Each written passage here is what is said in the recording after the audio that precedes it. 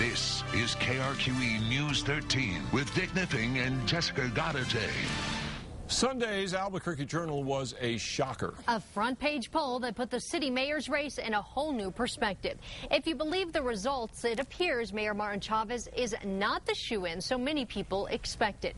Here's News 13's Tim Maestas. Well, Jessica, the poll results energized each of the three contenders and their campaigns. Richard Romero, one of Chavez's two challengers, went as far as saying today the Chavez campaign is dead.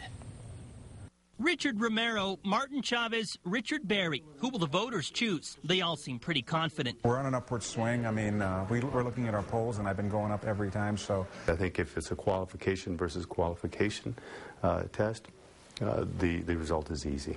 We're out working hard every day, earning every vote. But challenger Richard Berry is the one riding high. He is a relative newcomer to politics who took the top spot in a poll published yesterday in the Albuquerque Journal. The poll puts Berry ahead of Mayor Chavez 31% to 26%. Richard Romero is not far behind with 24%. It's just an exciting time.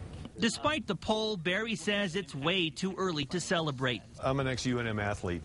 And one thing I know for sure is you run through the finish line, and that's what we're doing. Challenger Richard Romero says the poll is proof of one thing. I think people are wanting a change. It's called Marty fatigue. He's been there too long. Mayor Chavez says he hasn't been there long enough. If you just look at the last 8 years, it's a good indicator as to where we're going for the future. The mayor is feeling the effects of attacks from both his challengers. Many considered him a shoo-in for his third consecutive term and his fourth term overall. He says the Journal poll shows what he suspected.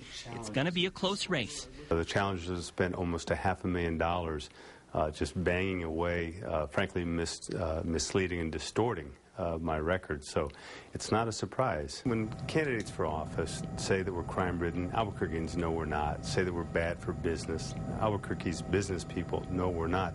It scares people away, and it's you know, maybe it gets a vote, but it's not leadership. Chavez's challengers say they'll offer a new type of leadership. So the three indicators of the health of a city, of a community, are unemployment, dropouts, and crime. All three are up and going in the wrong direction. We need to turn that around. What I've been hearing with people I've talked to throughout the campaign is they're ready for a change. Somebody to go into City Hall and really try to run things more in a business-like fashion and get instead of a political machine. And I think that's really resonating with people. We'll know for sure October 6th. The Journal poll showed 19% of the 406 registered likely voters were undecided. The top candidate needs 40% of the vote October 6th in order to avoid a runoff election with the second-place candidate in November. Jessica, back to you.